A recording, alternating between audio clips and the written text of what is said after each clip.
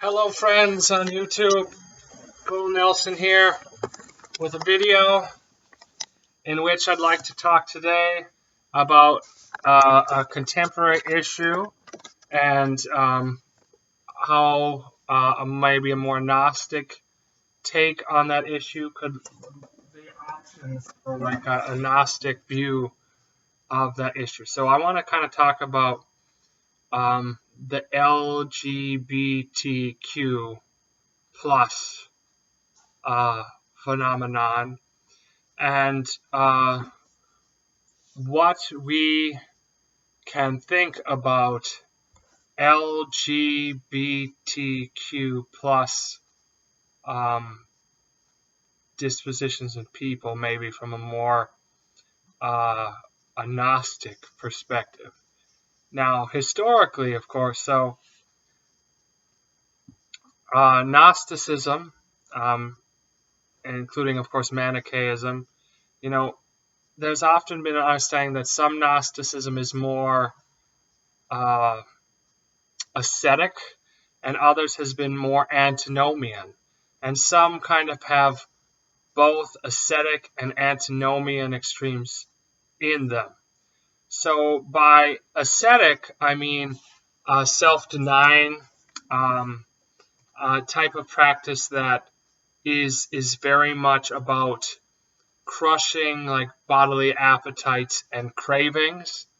And as part of this, you could see maybe a view that concern with sexuality and with one's body, like what one's gender is, etc., as being, one could argue that that's a delusion, because the body and sexuality are not essential parts of who we are. They're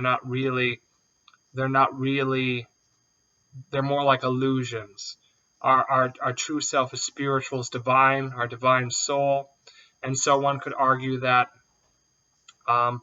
one shouldn't be obsessed about these things. One shouldn't be obsessed with like champion issues of gender and orientation, equality, or LGBTQ rights. One second.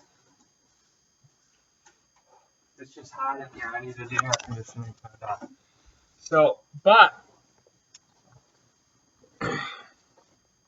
there's also an antinomian stream within most historic Gnosticisms, and that's the idea that because the body, doesn't matter,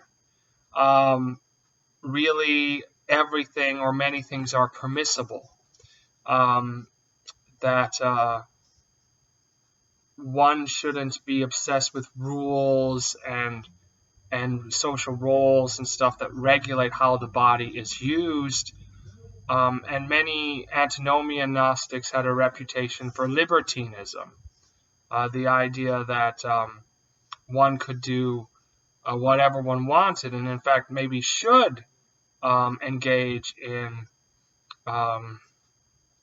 promiscuity and all these things that flout social convention, because the social convention, the societal order, is really the product of the archons, the demiurge, malevolent beings who control the world and wish to have things a certain way. So you also have that tendency. And I want to talk about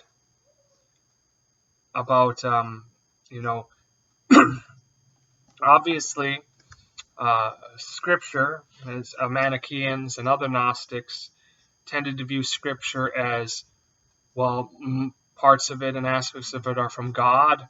Other parts they viewed as corruptions and perversions of divine truth that were established by archons. Even St. Paul in the Scripture says that the law, right, was put into place through the intermediary of like angels or angelic beings. And many Gnostics, early Gnostics believed that the world was created and fashioned by evil angels or archons. and the law, the Mosaic law, would have been a product of this, since the God of the Jews, the demiurge, was often identified with the demiurge, Yaldabaoth, or an evil creator. But in the New Testament also you don't have just condemnations of homosexuality in Leviticus, for instance, and here we're talking specifically about homosexuality rather than any other part of the LGBTQ here. You don't have that just in Leviticus. You also have in the New Testament, St. Paul talks about in Romans 1, that certain people forsake the natural use, are given over to a reprobate mind, right? And are burned with lust towards people of the same sex. So he presents that as a result of being given over to a reprobate mind, or a sin against nature, a corruption. Now,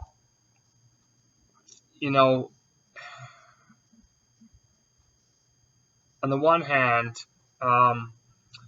so is that a corrupted verse, right? So I personally don't think so, but I would argue also for a nuanced understanding of perhaps what it means here, because many Gnostics, for instance, understood that there is a sense in which the masculine and feminine complement one another, such that you have, for instance, the idea of Sophia and her consort, or a higher and a lower self, with the higher self often being understood as like the masculine, and in the lower self, the feminine. Now, this you might say is a dated or a misogynistic understanding, but it doesn't necessarily mean superior and inferior. It's just that, for instance, the consort, when you have the fall of Sophia, for instance, the consort comes seeking, right? That is the masculine trait goes seeking, whereas the Sophia who's trapped is rescued or saved by the consort. And also you have our higher and lower self. You have the idea of a twin, such that you can have an idea of an undescended part of the soul, and then a part of the soul that's descended or trapped in matter.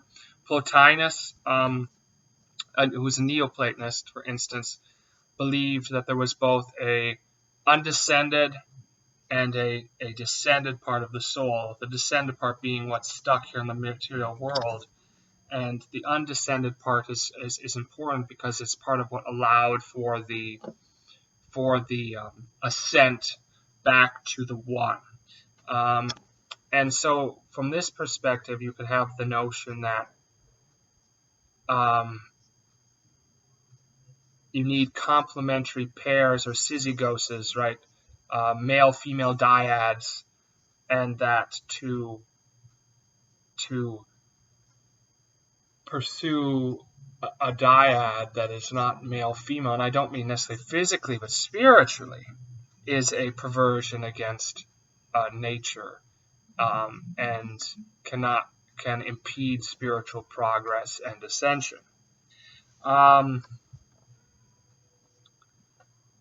But nevertheless, I think that obviously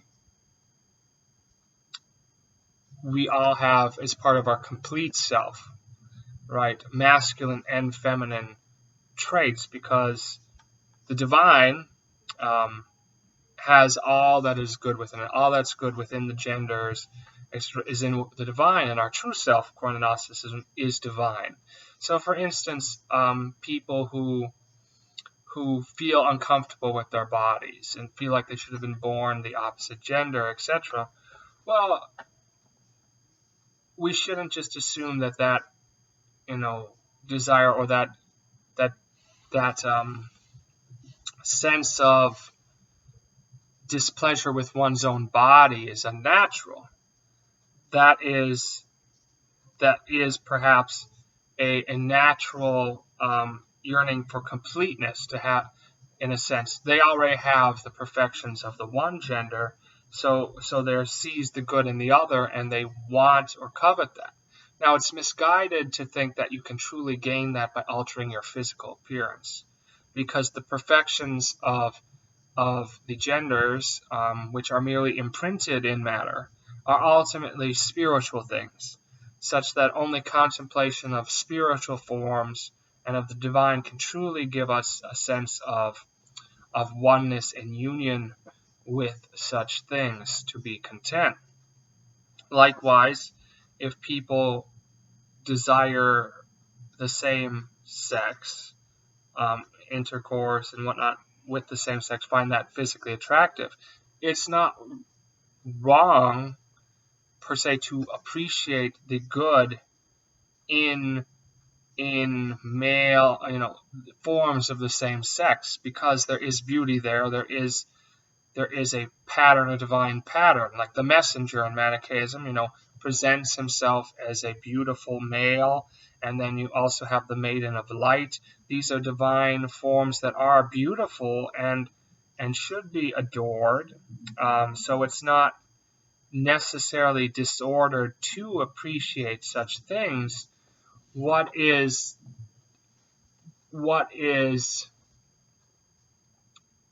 perhaps a incongruity is when we appreciate one to the total detriment to the other, that we fall into or allow ourselves to fall into a role that is socially disruptive or non conducive or causes pain to other people. There's the big question, so obviously we have the idea of nature versus nurture, and to what extent one's sexuality is a choice or a product. Is gender identity and orientation fluid or static? As a Gnostic, I am a determinist, so I am sympathetic to the argument that those who suffer same-sex orientation do so by nature, that they are, as it is said, born that way. And yet, that's a desire, a carnal or a desire of the flesh. So we still have the question of, to what extent should a spiritually mature or enlightened person be governed or ruled by the fleshly desires, especially when such desires perhaps create discord in their societies or in the home. Now, maybe the problem is with the society or the home for being non-accepting, etc. But at the same time, we have to understand that there are social structures and biases that are inherent in every culture, and there's usually a reason for that. Now, often that reason is the continuation of the corrupt world and society. Obviously, as Gnostics, there is an antinatalist streak in many of us that recognizes that the preservation of the social order and the status quo and the succession of childbirth and having children simply perpetuates suffering and the bondage of the soul. At the same time, your parents, etc., and the obligations and what they view of you is, you don't want to hurt other people either. So, to what extent should these things be, celebrated is another question, right? It's a very tricky issue, I think, especially from a Gnostic perspective, because of the reality of the idea of male-female dyad, syzygos, and the reality that the body is not very important, but also the reality of asceticism and the importance of overcoming the body's appetites.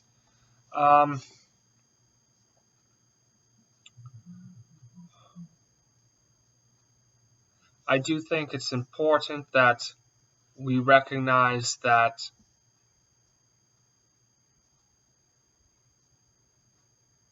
human beings are not defined by, and I think this is an error of LGBTQ people, is that they've fallen victim to this mindset that we are to define ourselves around our bodies and our orientations, our desires of those bodies. We shouldn't define people by their orientation or their body. We should view people for the spiritual excellence in their souls, because that is who we believe humans really are, not their flesh, but their spirit. And from that perspective, I tend to think people shouldn't obsess about like what body they were born into, or obsess about modifying such bodies, or obsess about attracting people of one sex or another. Now, I too, I guess you could say, well, that's easy for you to say, because I am a cis, that's what they call it, cis male. My orientation is heterosexual, and I've slept with people, but there's a sense in which I recognize that even my own carnal drives, etc., have brought misery and have caused an undue amount of stress. It's vanity, right? I would agree with Ecclesiastes in a way. Vanity of vanities, and all is vanity, save to love God and Him only to serve, right? Because all striving, in this life is simply a striving after win. We want to impress people. We want to win people over, to sleep with them, to have pleasure, sensual pleasures, but that's all going to pass. And so what would I say should like a Gnostic church's approach be to LGBTQ like issues? Well, I don't think LGBTQ people should be vilified or viewed as more disordered than, say, a heterosexual person who struggles with issues of lust, right? Obviously, lust is a carnal thing and a disorder in itself, in a way, in a Gnostic view. Rather, I think that the church should simply, because the church generally, has most Gnostic streams have argued that indifference, either in the form of just sexual indulgence and not really caring about regulating social behavior, or in the form of strict asceticism and celibacy, the Gnostic church has always argued that the body is not what's important. It's the soul that is. So I think the role of the Gnostic church is to counsel said people, and also single people who struggle, by not being, also single heterosexual people who struggle by not being wanted, or with not being able to be as attractive as they want, etc. The counsel should always be that these things are not what matter. These are distractions that the archontic forces and whatnot want to preoccupy you with, to hinder you from what's truly important, which is reconnecting with the divine, your higher self, the fullness of being, which will complete you and bring you satisfaction. Now, I got to tell myself this too often, because, I'm no stranger to heartbreak. And this brings up a great question. The idea of love rather than lust. And can love, what about love between peoples of the same gender? And the desire to not to have pleasure for the sake of pleasure, but to bring pleasure to other people because you care about them. And to what extent is this disordered when, for instance, it is male male or female female, and that's a big thing, lesbianism and homosexuality in the terms of male male. That's neither one is, there's really no difference between the two.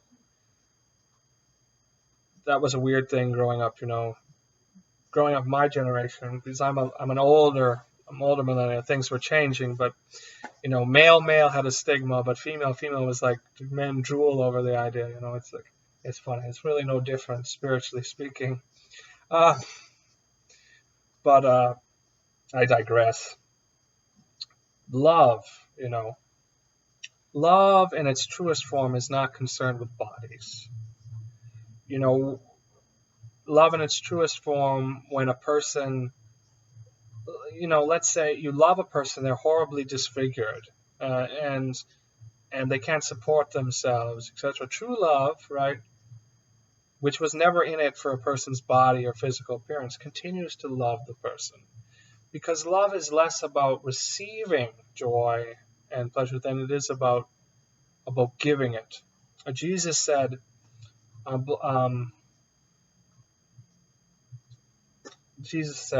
it was better to give than to receive. And this is true in the spiritual life too. For God, the Father of greatness, right? We tend to be emanationists, right? As Gnostics. We're not creationists. We don't believe God created ex nihilo, but we're emanationists. As we believe that spiritual beings, good spiritual beings, are outflows of the divine life and participate in that nature. And the only reason there would be emanations at all, what motive does a God who's totally satisfied and happy in himself have to create? Well, the Gnostic and also the Platonic answer has been that the only motive compatible with perfection is love, or the desire to share the joy and satisfaction you already have in yourself with another. So we're most our true selves and most like God when we desire and want to give. Our highest form of happiness, the only true spiritual happiness we should have when it comes to dealing with others, rather than a happiness or contentment in ourselves because of our divine nature, is the joy and happiness we receive by giving. So and this love, ideally, the highest, the people at the apex of spiritual attainment, being able to see the light in everyone and everything, love everyone and everything, right? But it is possible to uniquely see light, to be given a glance of light in another person, right? Or to recognize oneself like a soulmate, right? In another person, that you are from the same light, God from God, light from light, right? As the Creed says about Jesus, right? We can see in another person ourselves, our same light. In truth, it is in everything, but we don't always see that. I do not always see that. I believe that, but I do not always see the good in everything and everyone. Sometimes it's the darkness that's more present. But in some people, I see the light, and I want to give to and protect that light. Now, if two people of the same sex see the light in one another, is that to be despised, or and want to give to each other? I do not think that is to be despised. In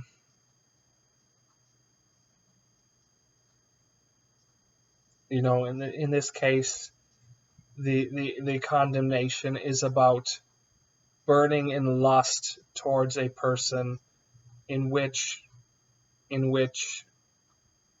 there is no higher purpose than lust. At least lust between those of different sexes can be channeled to ends which are societally considered useful or smiled upon, even if spiritually they're not so good. For instance, procreation is the number one that comes to mind. Societies have a desire to perpetuate themselves, and so they are it's a civilly good thing to use this lust that one is shackled with to procreate and create a home and perpetuate oneself, even if spiritually speaking that is a regressive or degenerative behavior, because it amplifies and perpetuates suffering.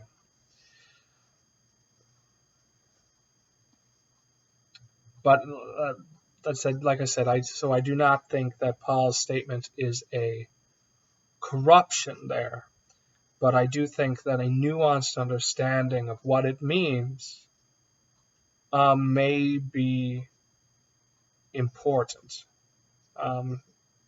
because like so much of Scripture, true Scripture, the spiritual understanding is hardly at all concerned with bodies and regulating social relationships.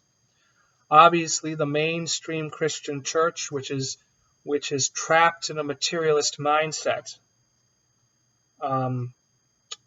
is very concerned with regulating social roles and behaviors, and concerned with prosperity, earthly prosperity, wealth, and family, and children, and But this is not what Scripture's primarily concerned of. It's primarily at its core, spiritual truth is a doctrine about God's kingdom, which is not about this world, and about teaching us where our true citizenship and home is, which is not here in this world, but is in heaven.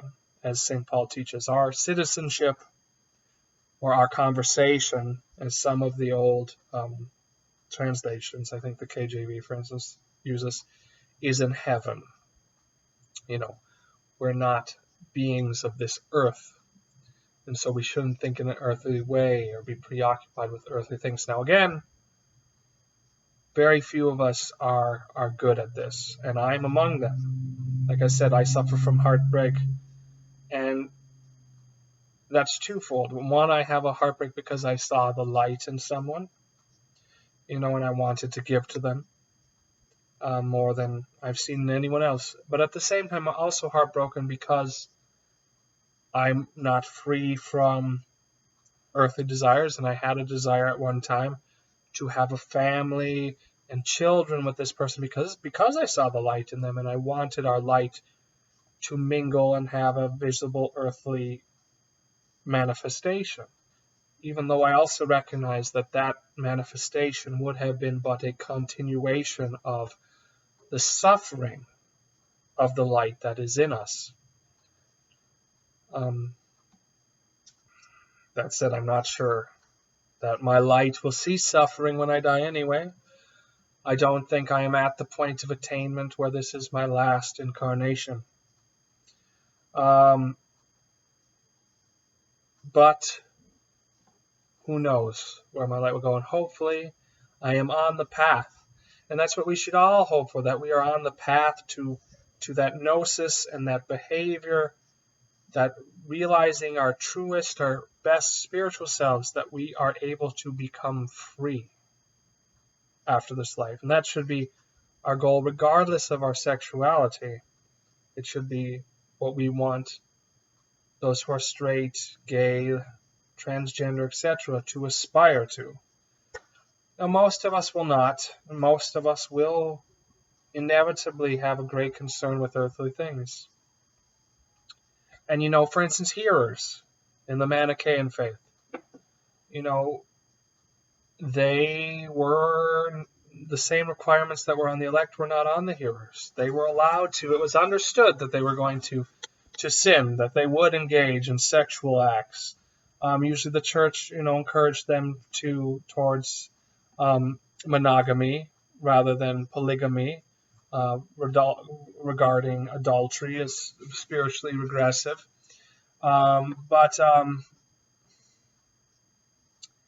Augustine, for instance, he was a hearer and did not marry, although he had one, devoted lover with whom he had a child for a long time, he had multiple partners, and the church, the Manichaean church, kind of turned a blind eye to that because he was not elect. The understanding was not all people would be given the ability to resist fully these urges. Again, the church is deterministic, and with that, determinism, which is one of the main differences from the mainline Orthodox Christian churches, with the understanding that man's nature is deterministic, comes a great deal of compassion and understanding.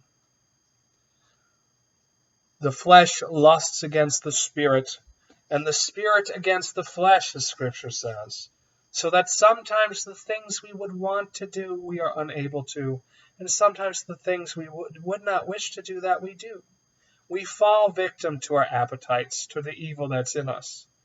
But as long as we don't lose sight of the fact that we are not defined by our wicked behavior, but rather by the divine that's in us that would will to do good, we are okay and we are not going to be lost. We might not be saved fully in this life, but we are not going to be lost because the darkness has not blinded us. We have been set free to see, and the darkness has not been allowed to re-blind us to who we truly are, and also to who other people are, who we are to be compassionate towards. So that would be the ultimate thrust of my message here. We should be compassionate towards those of the LGBTQ plus orientation. I don't think we should celebrate LGBTQ plus things, just like we shouldn't celebrate straight sexuality either. We shouldn't be celebrating, carnality. But we should not be vilifying people because of what their flesh causes them to do. I hope this has been an interesting video. Just kind of my thoughts there going forward as to how I think the church should address this issue in a manner that takes seriously. And I guess I'm going to add as an addendum here that Gnosticism itself has at times been accused of being a harbor for homosexual and sexually deviant and even we could say somewhat transvestite or whatnot forms of behavior. In the early church, you have examples of Gnostic leaders who are accused of polyamory.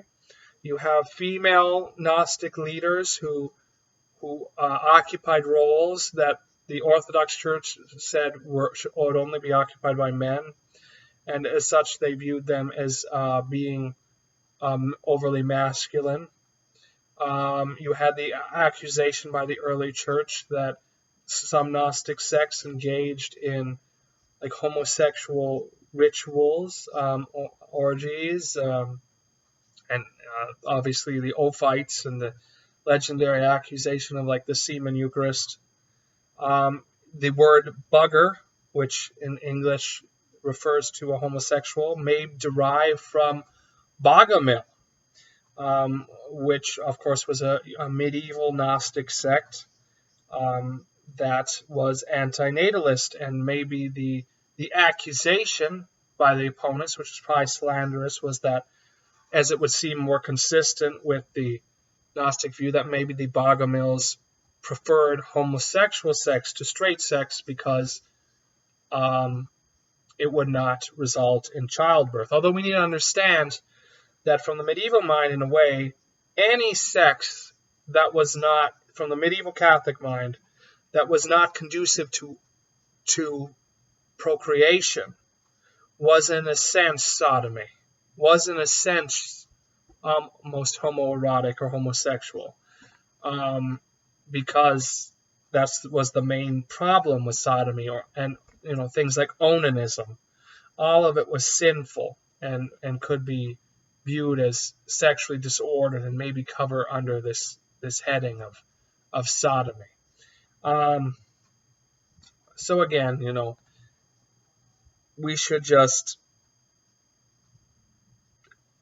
be compassionate, mindful of the fact that determinism underlines our religion, and that we understand that light and dark are always competing in people, and that no one is defined by the darkness in them or what their flesh does. God bless you. May the Father of greatness continue to assist you by his grace and the gnosis he imparts, and may you grow evermore into the image of the new man who he is trying to make each one of us into, so that we may escape the inimical bonds into which our birth and bodies have placed us. Be well.